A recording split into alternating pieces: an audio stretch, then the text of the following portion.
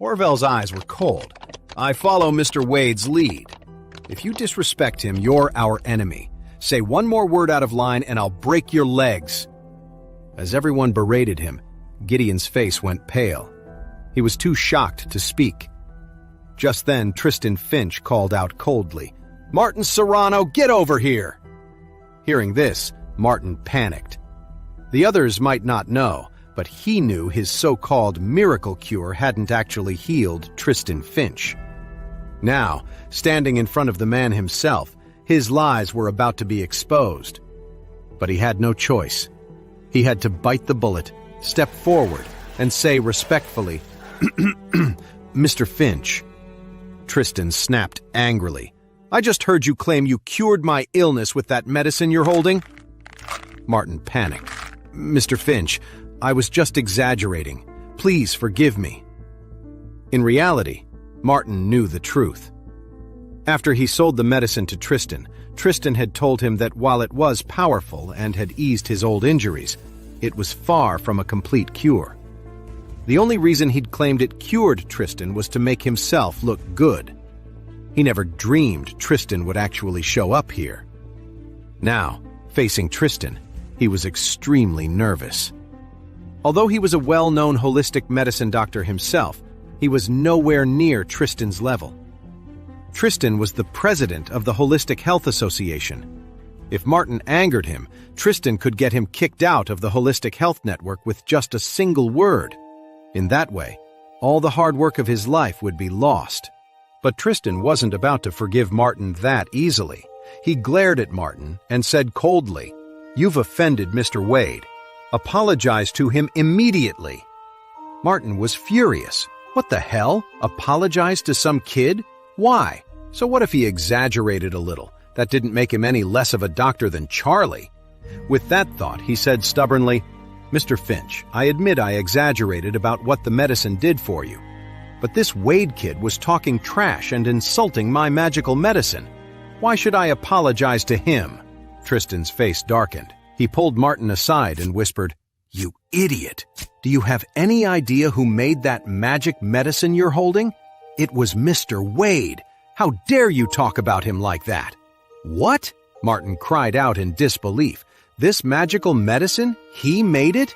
Tristan said coldly, "Let me tell you the truth. A few days ago, Mr. Wade created an even more powerful magical medicine. That's what truly cured my old injuries. And you dare to question his skill?" Martin was in a complete panic. Sweat was pouring down his face. He quickly tried to explain, "Mr. Finch, I had no idea the magic medicine was made by Mr. Wade. If I had known, I never would have dared to do this." But before he could finish, Tristan cut him off coldly. "It's too late for that. After this, I'm going to recommend that the State Medical Board permanently revoke your medical license." The moment Tristan said that, all the color drained from Martin's face. A cold sweat broke out all over his body. He was scared to death. In a flash, he dropped to his knees right in front of Charlie, bowing his head to the floor, crying and begging, "Mr. Wade, I was wrong. I'm so sorry. I apologize. I lied to everyone. I didn't develop this magic medicine at all. I bought it.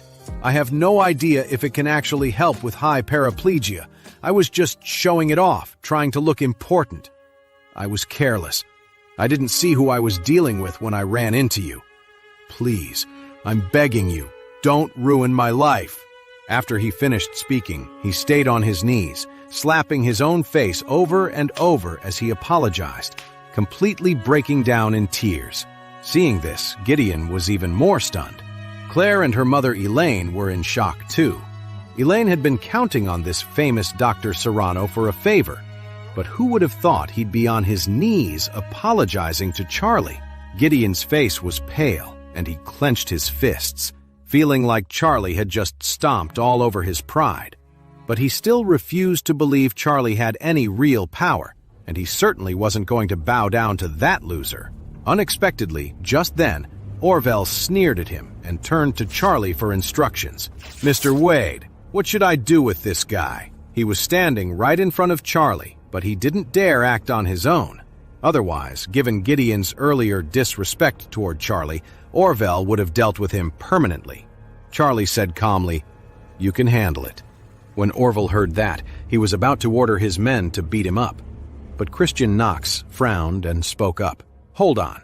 I heard from Langston Reeve that you're the one who gave Mr. Wade a hard time at the auto show yesterday, right?" "That wasn't me!" Gideon panicked completely. Even though he'd lost big yesterday, he knew it was his own fault for starting trouble with Charlie, and now it looked like they were about to settle both scores at once. When Orville heard that, he sneered again. "Oh, so it was you, you idiot, who messed with Mr. Wade yesterday. All right, I'm going to show you what happens when you cross Mr. Wade." Then he immediately ordered his men, "Come on, throw this useless piece of trash out the window."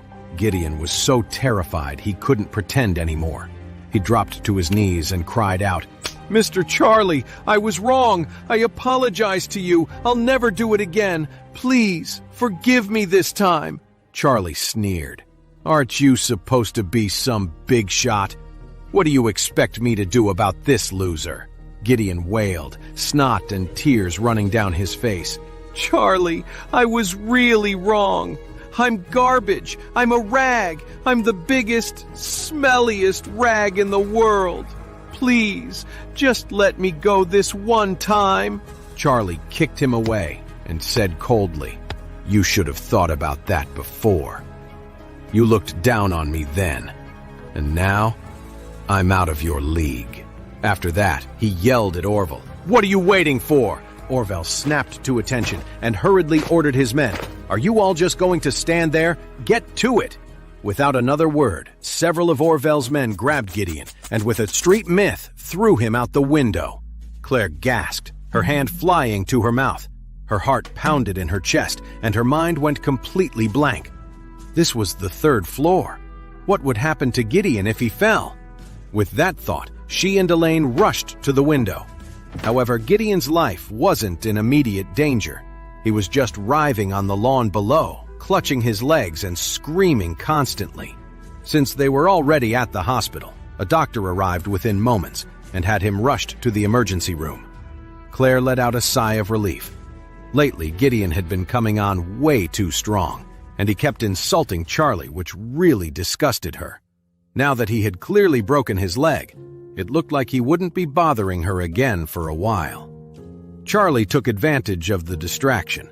He quietly walked over to Tristan Finch, took a pill he had refined a second time from his pocket, and whispered, "Mr. Finch, later, when you treat my father-in-law, give him this medicine afterward." Actually, on the way to the hospital, Charlie had planned to treat Jacob himself. With the pills he'd made, he could heal a spinal injury without any trouble. But after he got to the hospital, he found out that Gideon had invited the famous Dr. Serrano. With those two making a scene, his mother-in-law would never let him get involved. Besides, he was also worried that if he pulled out the magic medicine, it would just confuse his wife and mother-in-law, and it would be hard to explain. Now that Tristan Finch was here, it was the perfect opportunity for him to handle this. By letting Tristan heal Jacob, he could definitely explain it away. After all, Tristan Finch had a huge reputation, and people would believe he could perform medical miracles. Tristan understood his thinking but was still surprised. He asked, "Mr. Wade, a spinal injury is a huge challenge in medicine. There's no known cure for it right now. Can your magical medicine really fix it?" He then added apologetically, "Sorry, Mr. Wade. I didn't mean to doubt your magic drug, but I'm just a little shaken. This is truly beyond anything I understand." Charlie said calmly, "Don't worry. This medicine can repair the damage to the spine." Tristan was amazed. "Wow. If your father-in-law is cured, this will be a medical miracle. If word gets out, it'll shock the entire world. How could I possibly take credit for something like that?" Charlie replied casually, "You know I'm not someone who's looking for fame. Besides, I'm not in the medical field, so it wouldn't be right for me to do this. But you are. If you can cure a spine with holistic medicine and that story gets out, it would be a huge miracle for our field. It would make the whole world respect alternative medicine. So please don't refuse." When Tristan heard this, he nodded immediately, took the pill, and said respectfully, "Mr. Wade, I understand." Charlie suddenly remembered something and quickly added, "By the way, you only need half the capsule to treat the spinal injury. You can have the other half." Tristan trembled. Half a capsule could cure high paraplegia from a spinal injury? This was unbelievable. What made him even more excited was that Charlie was actually willing to give the other half to him. This was an incredible gift. After all, he had already taken the last medicine Mr. Wade had given him. Even though the magical medicine had healed old injuries that had plagued him his whole life, his supply was gone in an instant.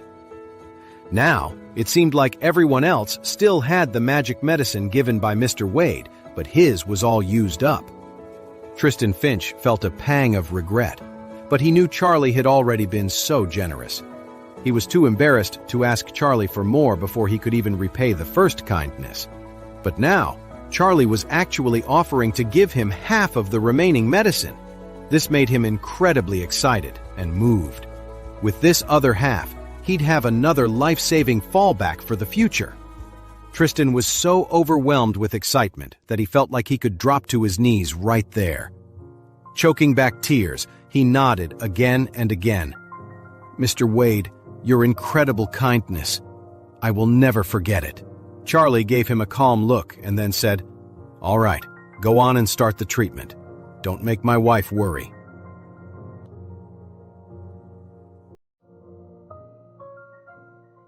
See that button on screen? That's your full story. Tap it and download the Pocket FM app now for free.